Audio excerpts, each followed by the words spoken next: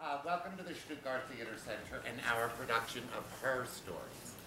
My name is Richard Roberts. I'm the artistic director here. Just a couple of things before we get started. We have just cast and have gone into rehearsals on our next production, which is the fascinating musical Working. That will open in April. If you could at this point, please turn off all cell phones, pagers, beepers. They really do interfere with our sound system. And there are 2 additional emergency exits behind the seating areas. Please use those only in the case of an emergency. Other than that, sit back, relax, and enjoy Her Stories.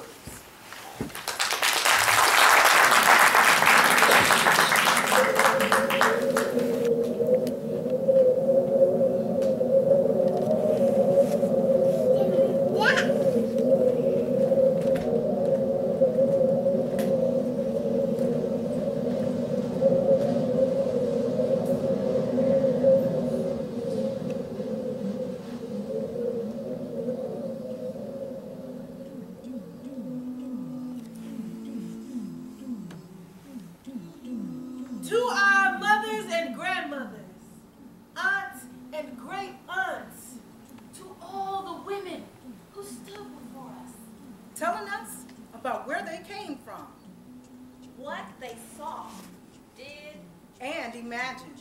They let us know that they stood for us. Talking. Ooh, they combed our hair. They rocked us to sleep, sang to us, told us tales of then, and now, and tomorrow. They worried about us. They hoped for us and showed us the way. They cared. They cared. They cared. They cared. They cared. 5, 10, 15, 20, 25, 30, 35, 40, 45, 50, 55, 60, 65, 70, 75, 80, 85, 90, 95, 100. Ready or not, here I come. Her Stories, a collection of African American folklore where females are personified as fairies, mermaids, witches, and sometimes even animals. Stories that are sunny and magical, oh yeah, and frightening ones as well.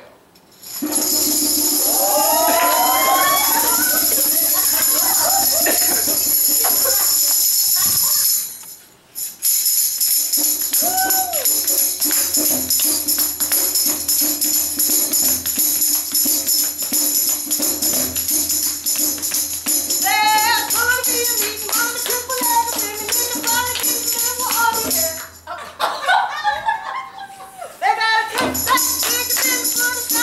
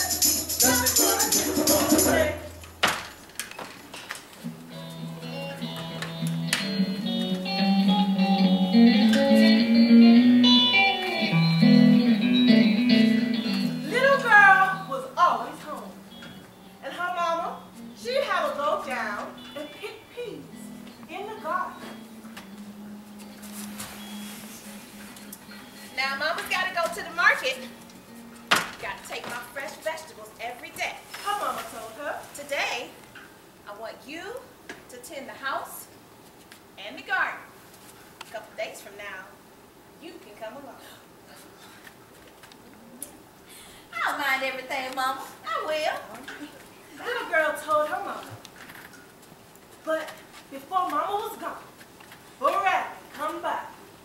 Him stand the field, wipe her tail and big feet, says the rabbit. Hey there, little girl. I see you picking peas. I sure am. Said the little girl. Mama told me to. I saw your mama going out. She greeted me. Said the rabbit. Says to me, tell little girl to let you in for some peas. Well, if Mama said so. Said little girl. And she opened up that gate, and the rabbit hopped inside. Why, he ate a whole row of sweet finger peas in 1 minute.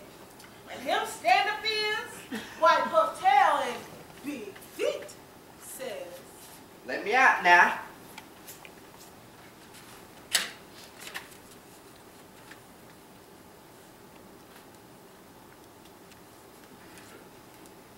Bye now. Bye, Mr. Rabbit. Bye-bye. we told you he was asleep. Just then, Mama came home from the market and asked little girl how she doing. Oh, Mama. Mama. I let Bub Rabbit in like you told him to tell me to. Little girl told her mama. Well, I never saw him to tell. Huh? I haven't said anything to that pesky Bub Rabbit. Her mama told her. Listen here. If he comes back here tomorrow, let him in the garden, but don't let him out. And when your daddy gets home, he'll show you how to handle Bub Rabbit.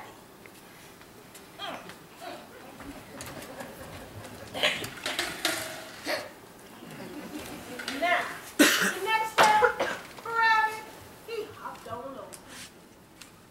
Hey, little girl. Says the rabbit. I come for to visit the garden. Now, this time, little girl stayed quiet. As she opened up the gate, rabbit, he hopped inside. And his ponytail with big feet flipping about everywhere. And little girl locked the gate behind the rabbit.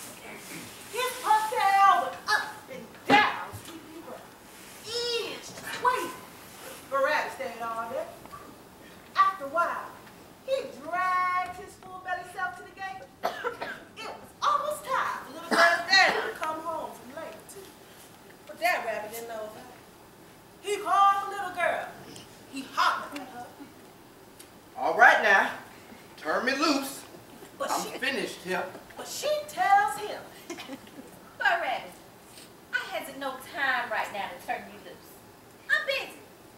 so. But rabbit sat down to wait. And he didn't like waiting. But what was he going to do? After a while, he asked, real polite. Little girl, I really must go. Right now. Let me out. Please. Oh, but she tells him. Bub Rabbit, can't you see I'm fixing these sweet peas for my mama? I can't be bothered with you. And little girl's daddy came home right then. He saw what was in the garden beside little girl. For rabbit, that's what. Him standing fierce, wipe her tail with big feet. Hey, what you doing in there? Asked daddy. And rabbit tells him. Little girl let me in here, sir. I got something better for you than them pea pods. Said daddy. And the rabbit hopped to the gate, flipped his lock. Daddy and little girl grabbed the rabbit by the ears. It stuffed him in the rabbit sack. And then they hung him in the wild honey locusts. Up and down the trunk and branches of that tree. Why, it had thorns besides the remaining fingers. Oh, Bub Rabbit, high sprung and prickle. Said little girl. Her daddy went to the woods to cut some switches.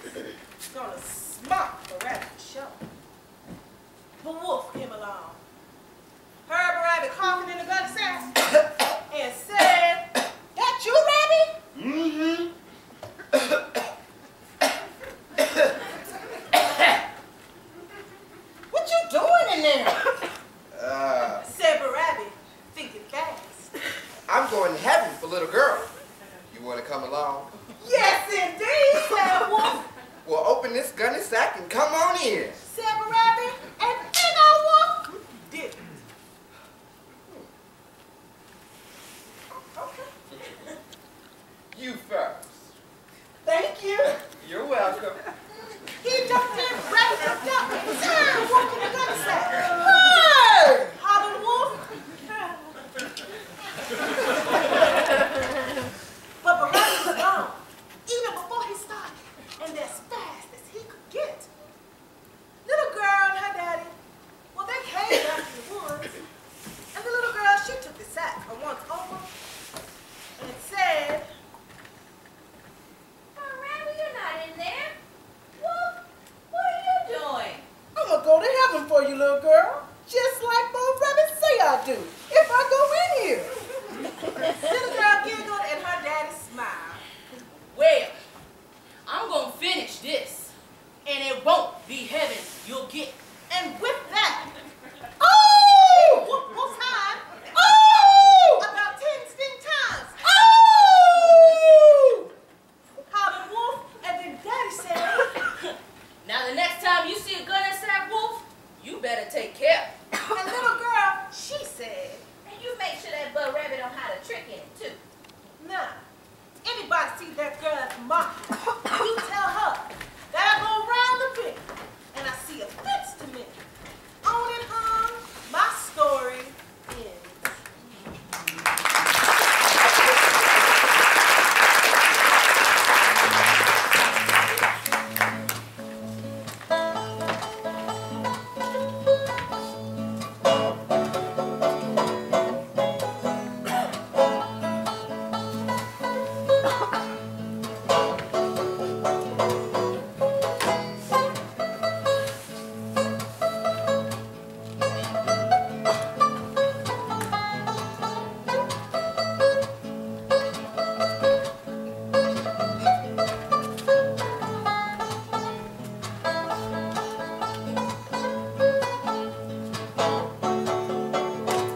First told by elderly women from southwestern Virginia, generations before the Civil War, Miss Hattie gets some company, has a gentle, wise humor.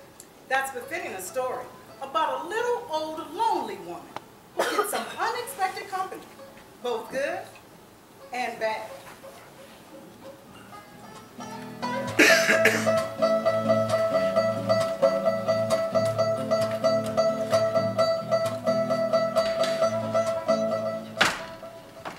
Once upon a time, when dogs barked rhyme, there was Miss Hattie. Miss Hattie lived all alone in the pine woods. It was all right for her in the spring when the trees bloomed and the flowers covered the ground. Then she'd sit on her porch, rocking in her rocking chair, feeling at peace with herself. She'd murmur, Oh, the whole wide world is here for me to look upon. life was good to her in summer when the sunshine warmed the pines. It was even better in the fall when all was ripe. Hattie was busy then, getting her corn and taters and pumpkins in, and her wood for the cold weather. But when winter came, with its heavy snows, the pine trees rocked and the wind howled so.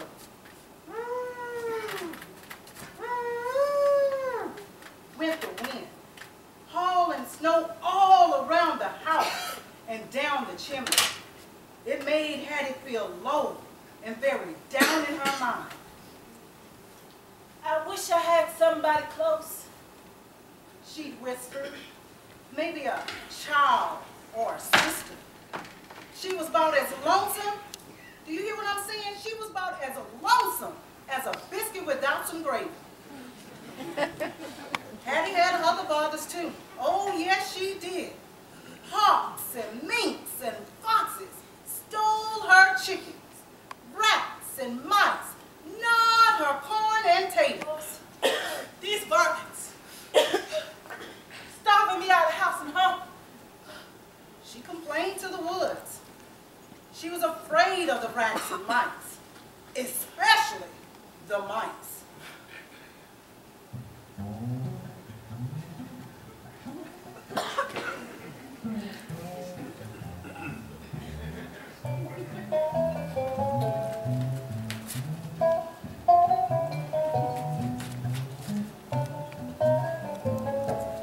They were smart enough to know. They'd watch her from their holes in their cabin walls, and then they'd scoot out and run right across her feet.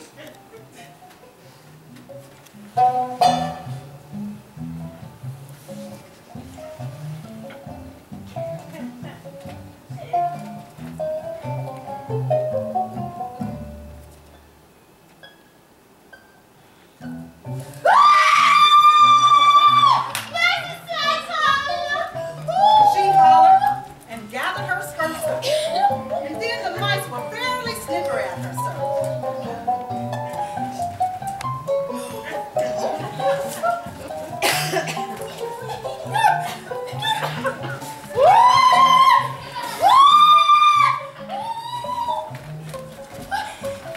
Oh yes, they tripped her and jumped out at her.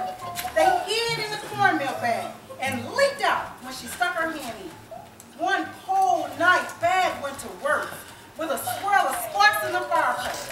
A whole squeak of mice started up playing hide and seek in the sugar bowl and tag around the bread box. They took flying leaps and landed on the bed cover. They did mouse springs right on top of poor Miss Hattie's head.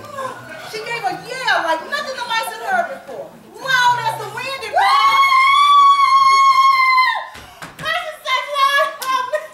the door flew open. Right there stood the Lord himself, come all the way down to help poor Miss Hattie. She found herself out of bed and sitting on the chair.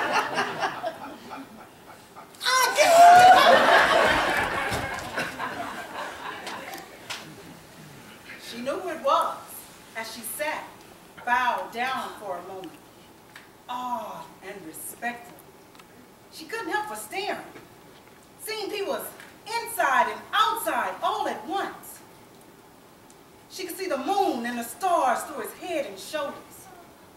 He didn't say a word to her at first. He just pulled off one of his gloves and threw it on the floor.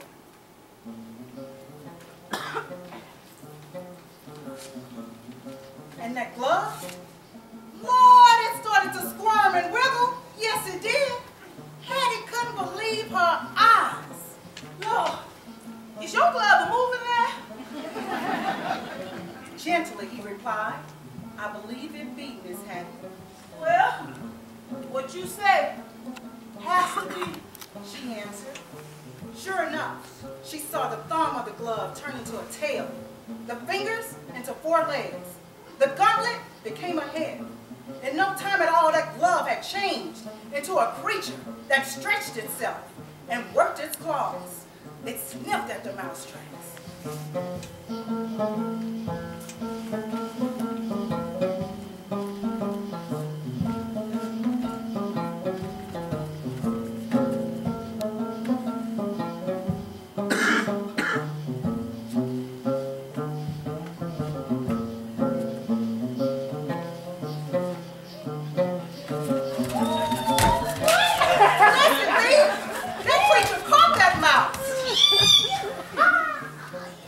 He showed her what he can do for her. Oh, yes, he did.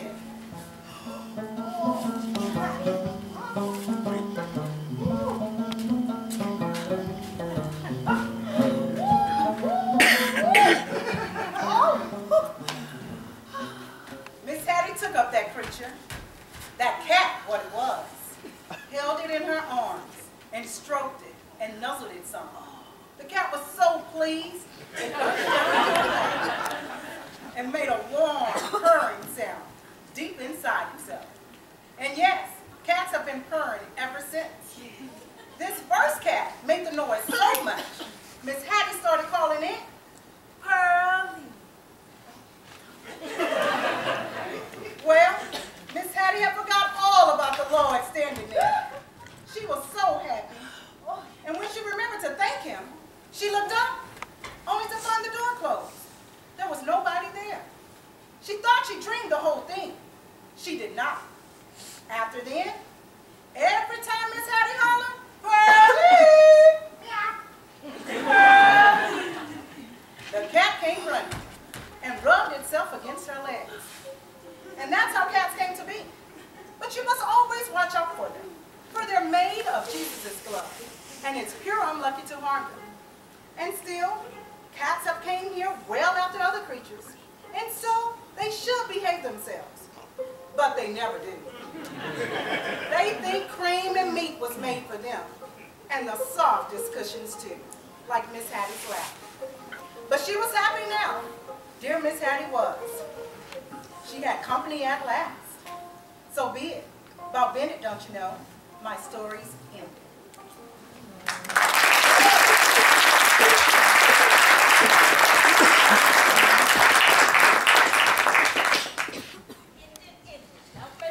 Going down Chicago line. If the train jumps the track, do you want your money back?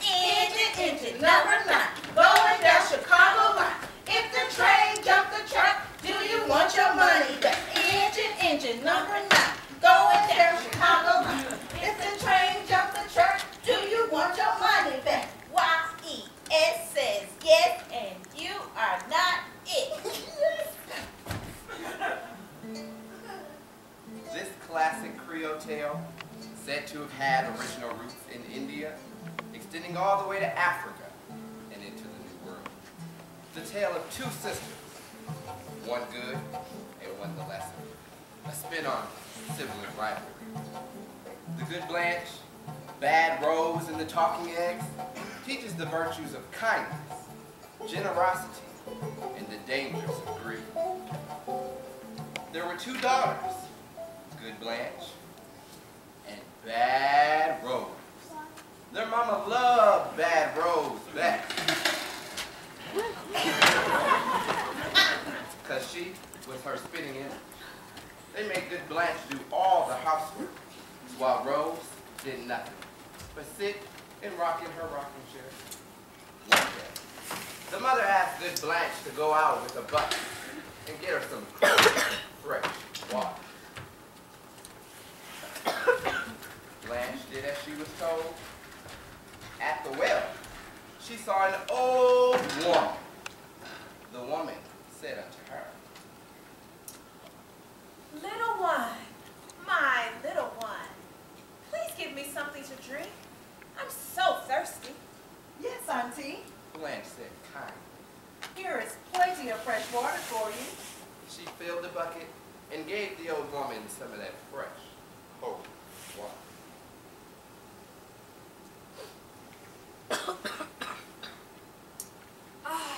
She sighed after drinking 2 cups. Thank you, my little one.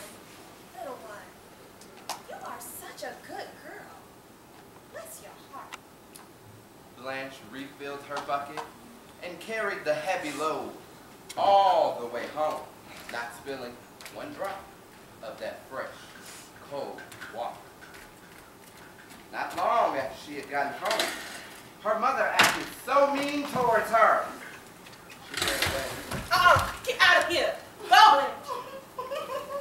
Deep into the woods, crying and wringing her hands, she went here and there. She was all alone and didn't know what to do. Suddenly, the old woman appeared again. Little one. My little one. Why are you crying? The old woman asked. What hurts you? Oh, Auntie, I'm afraid to go home. My mama hit me. You come with me then. We'll make a supper. I'll give you a warm bed to sleep in. But you must not laugh at what you'll see. She and Blanche walked hand in hand on through the woods. Thorny bushes opened before them and closed behind them. Farther along, Blanche saw 2 axes fighting in midair. Then she saw 2 arms without bodies, with fists punching. She didn't say anything about it. Next, heads, bumping each other. She kept quiet, for they had reached the old woman's cabin. Let us make a fire now, little one, so we can have our supper. The old woman sat down by the fire and took off her head. She placed it on her knees and combed her hair. How very weird, thought Blanche. This must be a magic place. But she didn't say anything. The old woman put her head back on. She gave Blanche a large bone to put in the pot for their fire. At once, the pot was full of good meat in it. Then, she gave Blanche a single grain of rice to pound. Their pot was then full of rice. After they had eaten their supper, the old woman said, Little one, please, scratch my back. Blanche did as she was told and cut her hand to bleed. The woman's back was made of broken glass. When the woman saw Blanche's hand covered in blood, she blew on it. The hand healed. That night, Blanche, she had a good night's sleep. But when daybreak came, the old woman said, Little one, wake up now, little one. You must go home.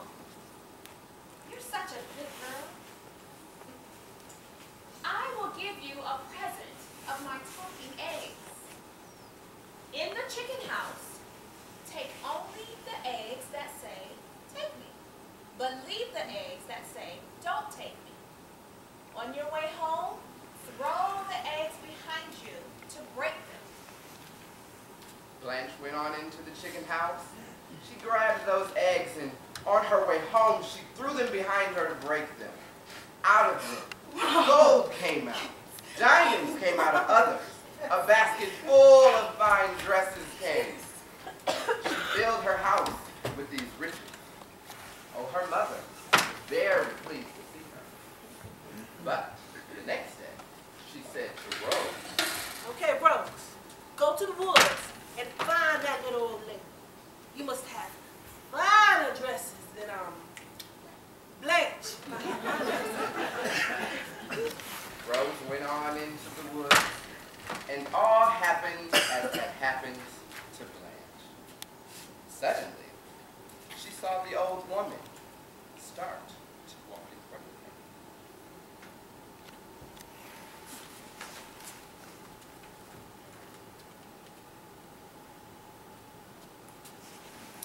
They walked on through the woods, but when Rose saw the axes, the arms and the heads, she laughed.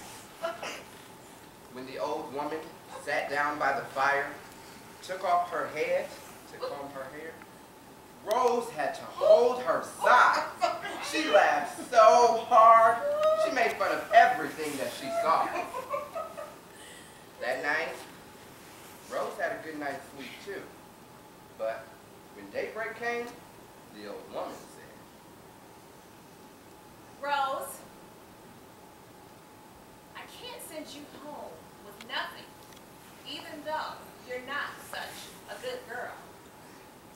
Go to the chicken house and take only the eggs that say, take me. Rose went on into the chicken house. Eggs began shouting, take me, others yelling, don't take me, over and over. So you all say, Rose said. I'm taking you who say don't take me. Rose threw the eggs behind her, and out of them, huge lots of toads, snakes, and frogs came. Whips came, and they whipped Rose. She ran howling for her mama. Mama! Mama, help me! Too frightened and tired out to speak, her mama saw the ground beast and was furious. Get out of here, Rose, and take these awful things with you. Go live in the woods. She sent Rose away like a dog, and Rose went, taking her troubles with her.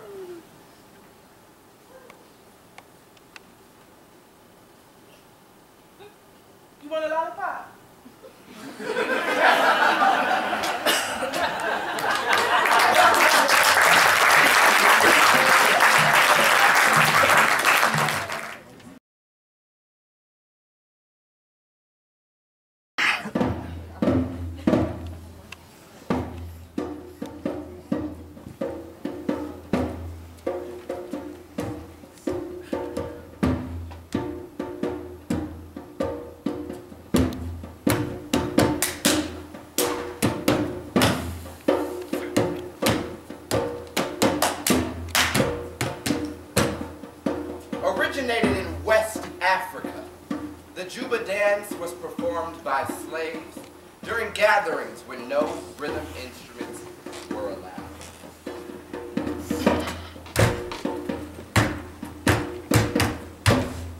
The sounds were also used to communicate hidden messages.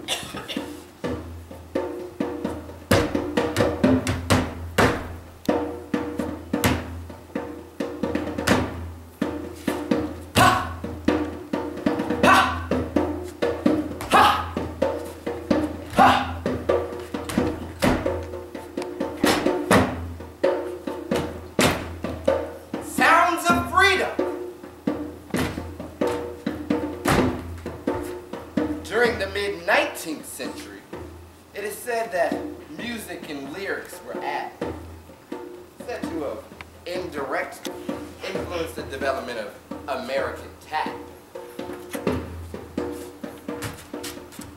I can't do that. Aw, shucks. They fixing to tell somebody off in the Juba circle.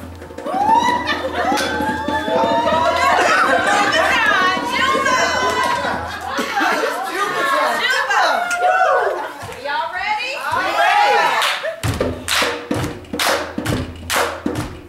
Juba this and Juba that. Juba this and Juba that. Juba gonna skin the yellow cat. Juba gonna skin the yellow cat. You sift the meal and give me the husk. You sift the meal and give me the husk. And you bake the bread and give me the crust. You bake the bread and give me the crust. You raise the meat and give me the skin. You raise the meat and give me the skin. And that's the way my troubles begin. And that's the way my troubles begin. Ah, Juba this and Juba that. Juba this and Juba that. Juba gonna skin the yellow cat. Juba's gonna skin the yellow cat. That's that Juba, y'all. Juba! Juba. That was a good time. Juba. Juba gonna skin the yellow cat.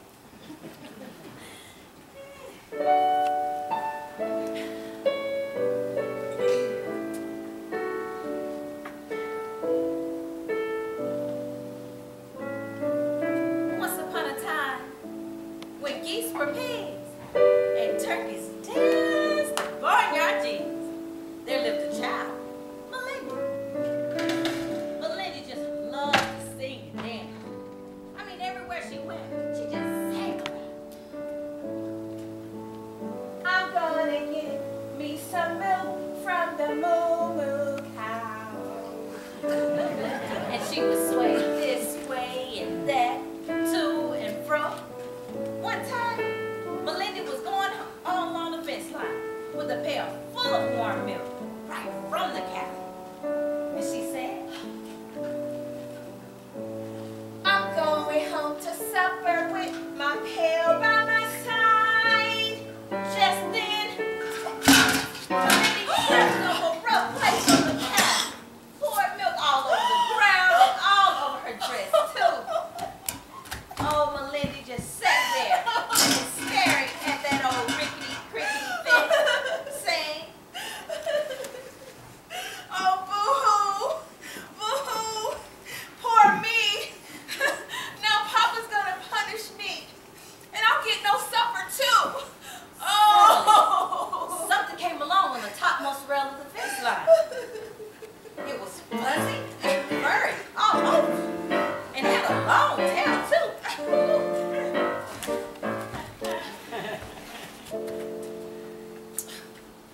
You baboon, Melinda said, sniffling. what are you doing way out here? Baboon didn't say anything because it wasn't any. Melinda saw then that what she thought was an animal, ooh, it had a pitch for it. I know! You're a devil! Oh, Melinda started laughing hard again, but she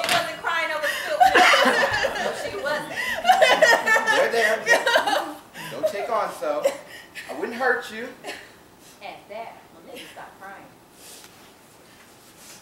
Well, you're a skinny little fellow. For the devil, he looked to be the size of a skinny salamander. They call me Little Devil. But I can change. He grew into a giant size, plodding at the trees. Goodness, you're something awful, That I am. said Little Devil. But listen, I'm new to this whole devilment thing, and this is my first case with a child. I want to help you. I'm listening. I'll restore your milk to its pail for a price. Will you clean my dress off too? Because my mama will spank me for getting my dress all dirty. I can do that for you, Melinda. I'll clean your dress, fill your pail, but you have to promise to give me your soul after you pass beyond this earth. But I want to be here a long time. How long? Melinda thought about it. She wanted to be as old as her mama someday. 29 years! And she was a twirling little dance. I can do that for you. I'll fix your dress, fill your pail, and after 29 years, you'll give me your soul. It's a deal. Let's dance. I am what I am, small to some, but in this little devil is the power to block out the sun. I'm new to you, not to the game. Why, I know baboon, little devil is my name. If you make a mistake, I can fix that. Want to take someone's place, I can fix that. If your heart is hard, I can make that happen for you. 'Cause I am what I am, do what I do. I can make a lot of noise, honey. I can make you brand new.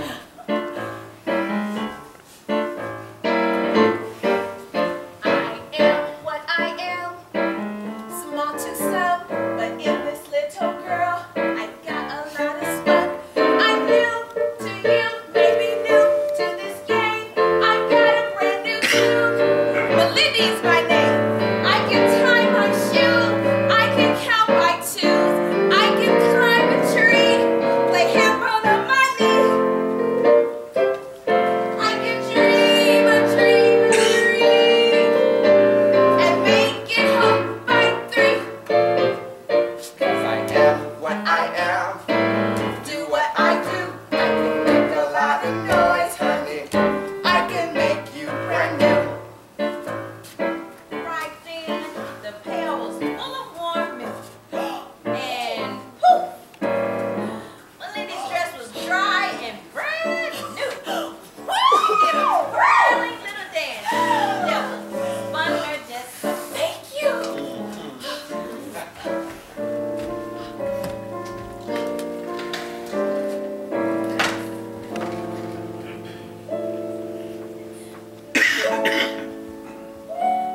Well, the time went by and by. Soon, those 29 years, oh, they were gone. Melinda was all grown up now, with children of her own. Such a good time she had had, that she forgot all about Little Devil.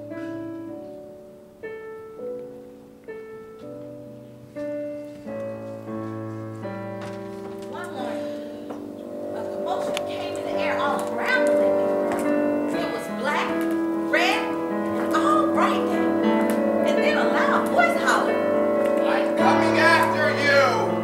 I'm coming after you right now! and lo and behold, there was Little Devil standing right before her, looking just like himself. I remember you. No bigger than a minute. How you doing? Doing all right? Come for your soul, you promise.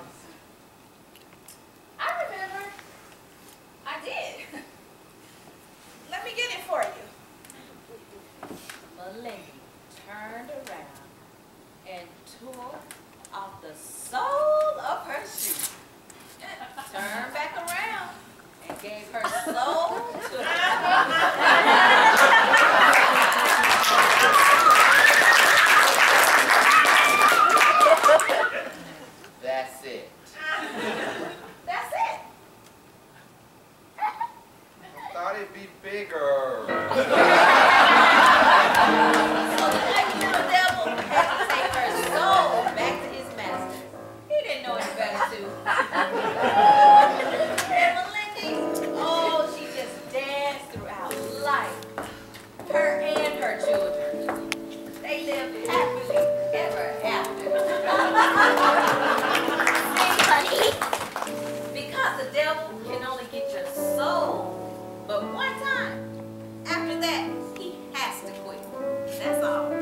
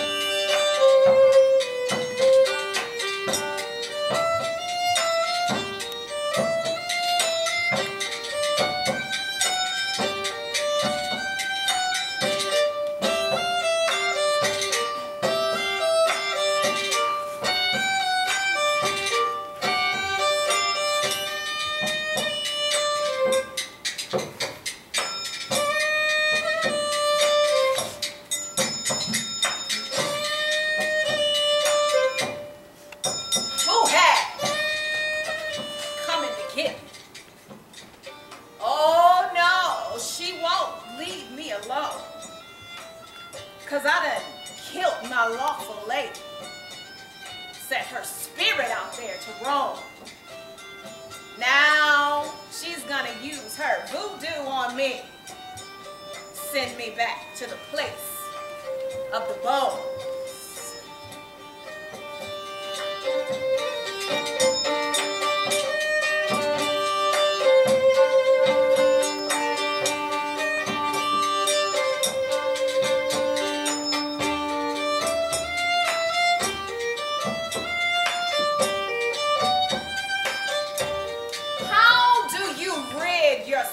Of someone coming between you and your sweetheart.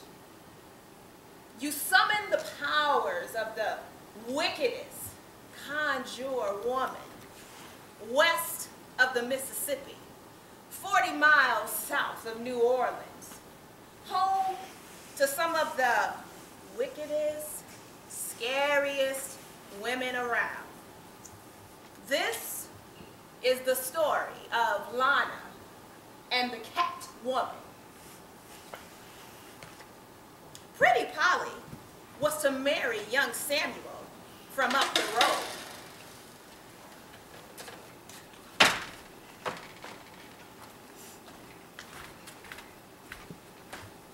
But there was a girl named Lana.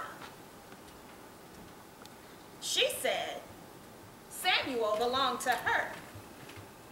Said Polly had tricked him, and she was gonna get him back.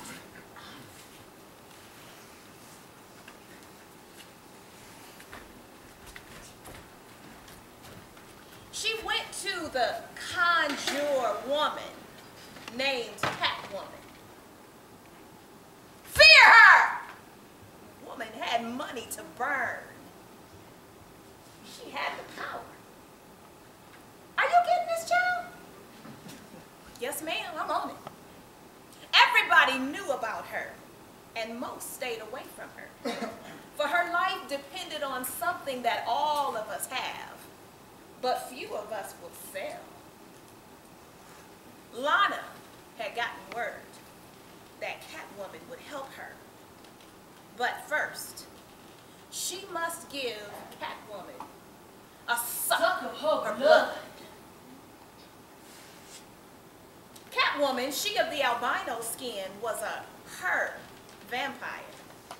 She fooled Lana, told her she needed her blood to make the charm against Pretty Polly most powerful. It won't be long, Lana girl. She sunk her sharp teeth into Lana's neck, sucked her fill. I'm telling you true. Afterwards, Lana was so weak,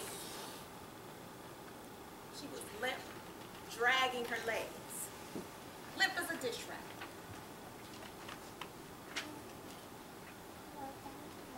Catwoman hadn't even taken any money from her. Told her to buy some food with it, fill her belly. And when they lay away that Polly girl, you come back here for a charm.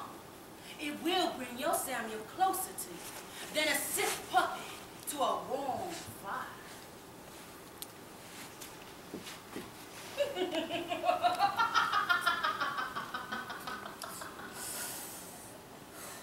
They say the sound of her laughter came off a breath that had no life to it, only death and darkness.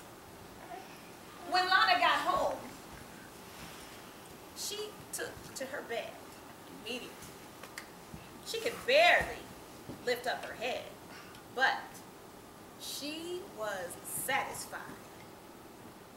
Soon, Pretty Polly, she grew sick and tired, and she took to her bed.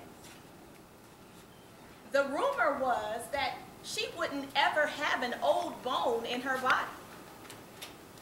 Well, young Samuel, he was frantic over his Pretty Polly. The doctor came to have a look at her.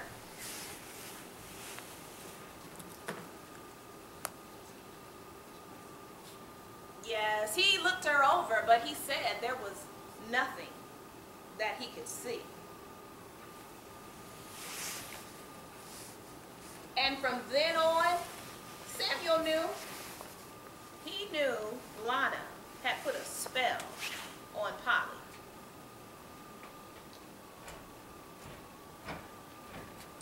Samuel went to the city, searching for the conjure woman that Lana had gone to. He would pay for a spell better than Lana's. Word about Catwoman, her vampire, was on the street.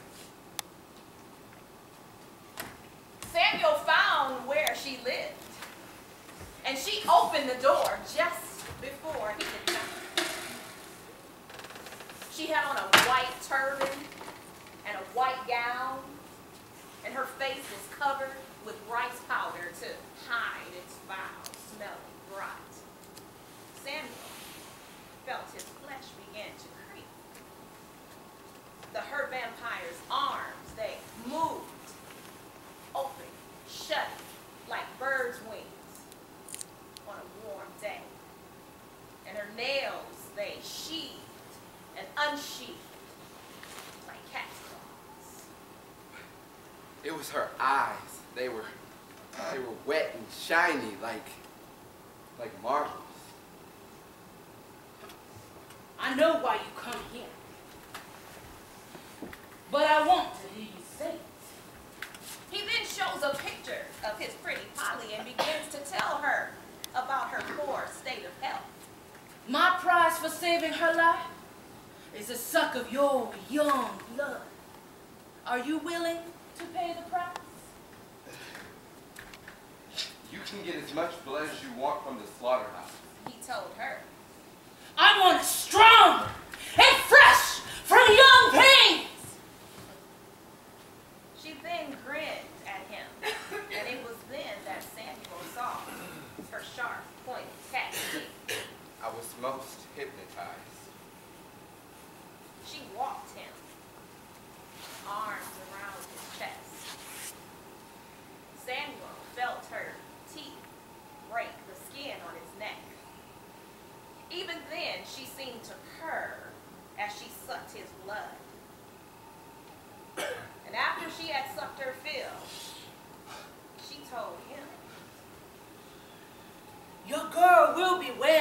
the time you get home.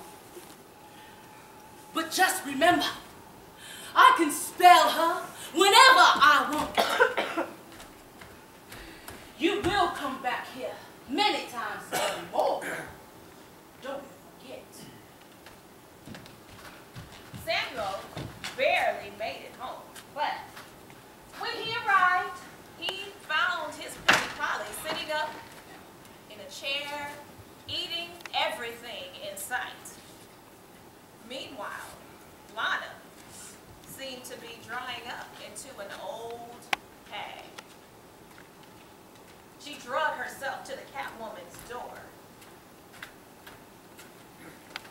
She fussed at her Catwoman for not taking better care of her. She got sassy with her vampire. Catwoman grabbed her and shook her like a wet rag. Lana fainted. Catwoman thought she had broken her neck. She lost her head, called for the Him vampire. And between them, they carried Lana off to dump her at the canal. The police happened by, and the Him vampire took off. But they caught a hold of Catwoman. Yes, they did. They caught her, and they locked her up in jail with no bail out. Well, the story ended just about as you would imagine. Lana, she got well, but she never tried any more nonsense over Pretty Polly. And Pretty Polly, she went right on dating her young Samuel. In the end, Catwoman, well, she died, of course, because she was in jail for so long that there was no way for her to get any blood. They say it was foolish for her to mess with poison weed. Said it's better to just pull up the roots and let them die in the sun. Catwoman, the her vampire, well, she went back to the bad she came from. And good riddance.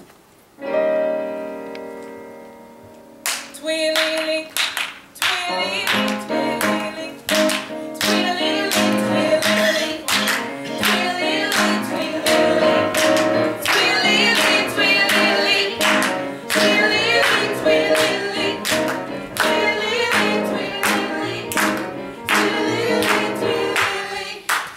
twilly, twilly, a bumblebee gonna rock in the treetops all day long, puffin' and puffin' and singing that song. All the birds on Chamber Street love to hear a robin go tweet, tweet, tweet. Rock a robin, tweet, tweet-a-lee. Rock a robin, tweet, tweet-a-lee. Mama's in the kitchen cooking rice. Daddy's outside feeling fine. Started out equal, that's the way it was, till the devil came in and broke up that love. Rock a robin, tweet, tweet-a-lee. Rock a robin, tweet, tweet-a-lee. Rock a robin, tweet, tweet-a-lee. Rock a robin, tweet, tweet-a-lee. Woman and man started out even. A moral tale of equality. A fight between man and woman that still ensues to this day. And who's the better? And ooh, how the devil loves to upset the balance when human beings allow him to enter into their lives. The Tennessee tale poses this question: who really holds that special power? God created woman and man.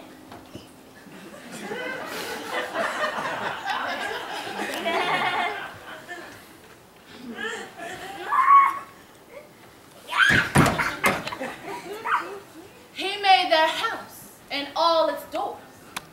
And when woman and man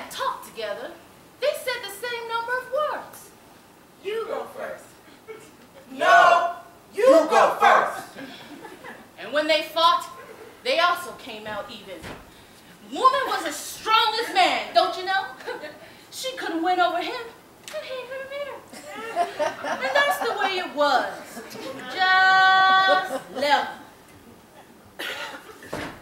I'm going to see God about this. Said man. Tired of having a woman around I can't whip in a game.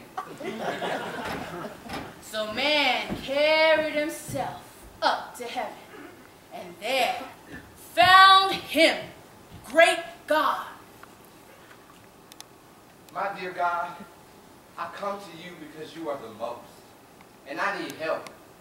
Will you please give me more strength than woman?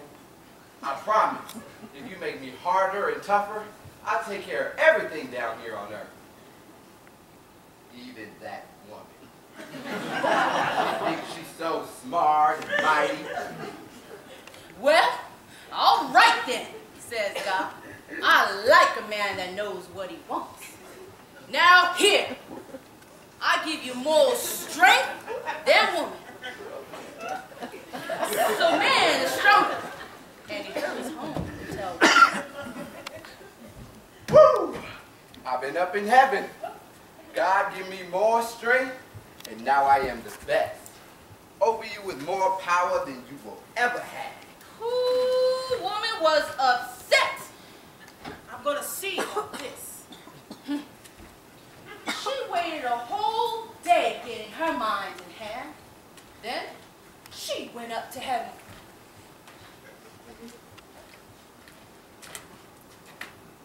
Great God, I come to get my strength that I had at one time. You still got the strength you had at one time, says God. It's just that man has got some more than you. Well, why is that, Lord? She asked the great God. Well, because he came up here and asked for some more, and I gave it to him. Well, can you give me some more too? Or take what you've given him, so we be even again. I can't take back what I've given, said the Lord. You'll just have to get along with man being the strongest. So woman went on her journey home. Woo, and she was steaming mad at the great God, which is the way the devil finds how to get to someone's life. And there he was, standing next to woman, smiling at her. She told the devil all that happened. He says to her, devil says, Woman, this is how you do better than man. Climb back upstairs again. Ask God for the keys hanging by the left pearly gates. Bring them to me, and I'll tell you what comes next.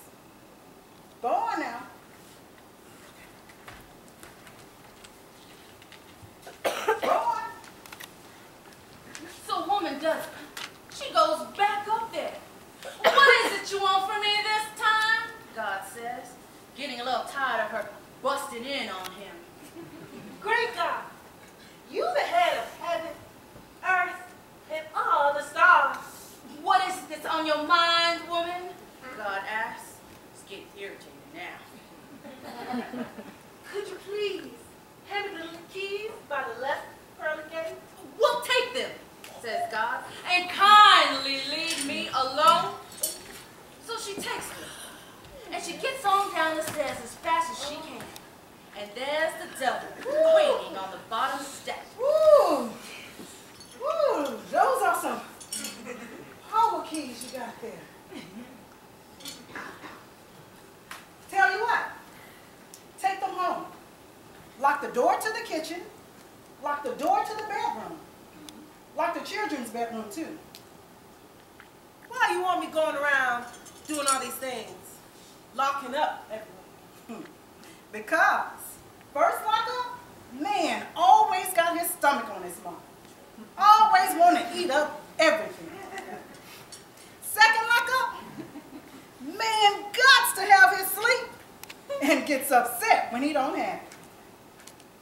Third lock up, man can't stand to be separated from his baby children. He's got to care about his name. Going on through the next generation. So woman hurries home. And when man comes in from his chores, she's waiting for him, rocking on her porch, singing songs, one after the other. Man sees that all the doors are locked up tight when they're supposed to be open wide. Hey! He storms up and tries to get through. It takes all his strength. But he can't open up those doors. Hey! Who locked up? And where'd you get some keys to lock up everything? Woman says, God gave them to me.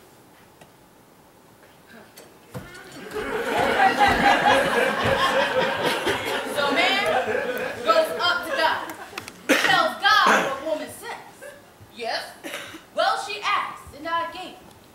And that fallen angel of mine, the devil, he showed her how to use them.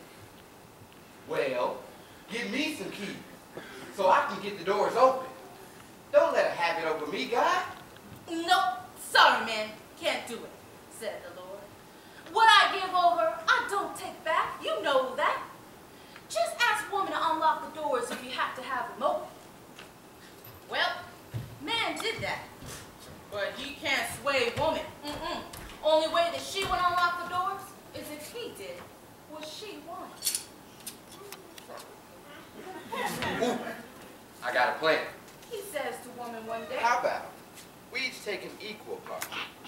You give me 2 of those keys, and I'll give you half of my strength. How's that sound?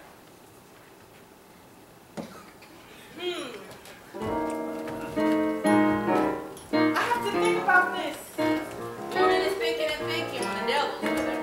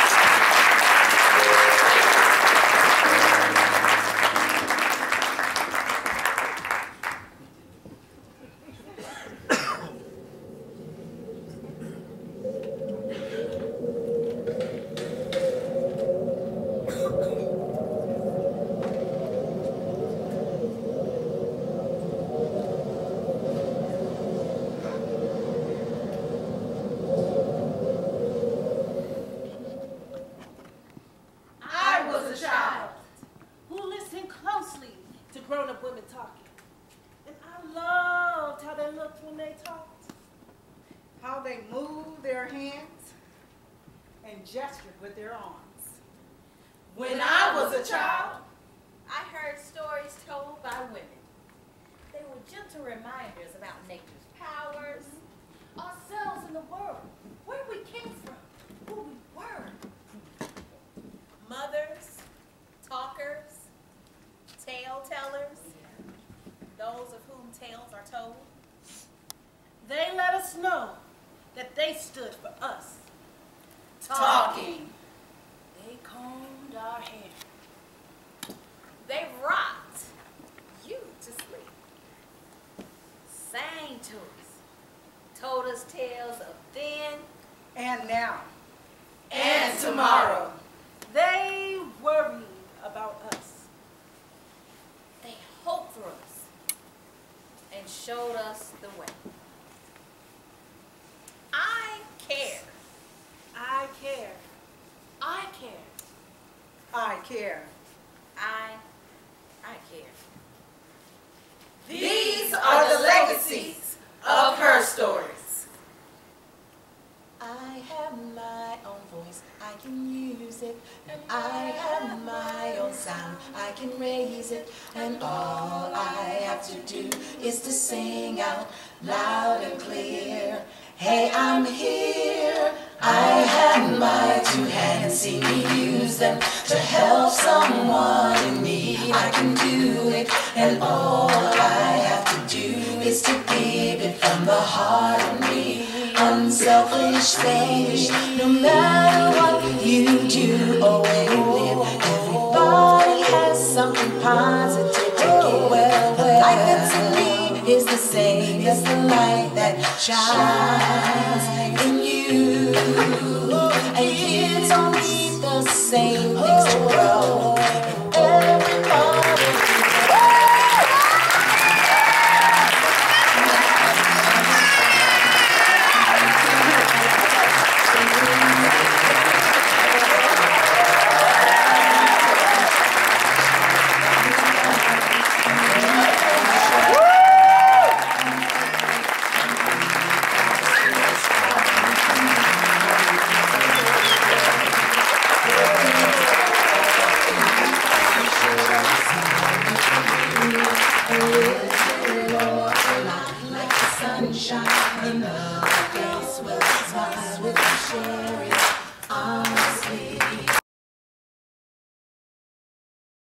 I have my own voice, I can use it. And I have my own sound, I can raise it. And all I have to do is to sing out loud and clear.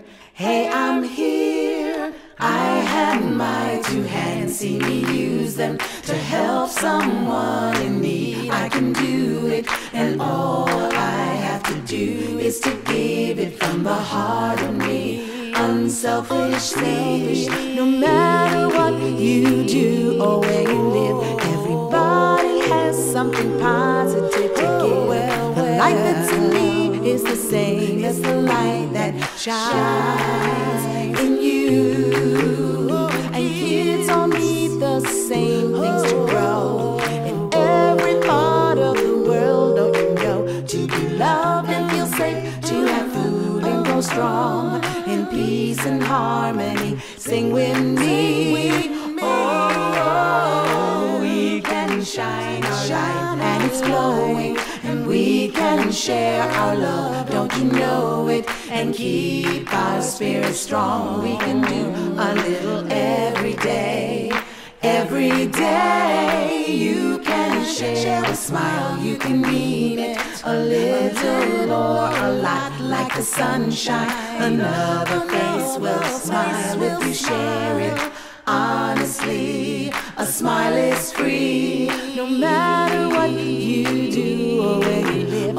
Everybody has something positive to give. The light that's in me is the same as the light that shines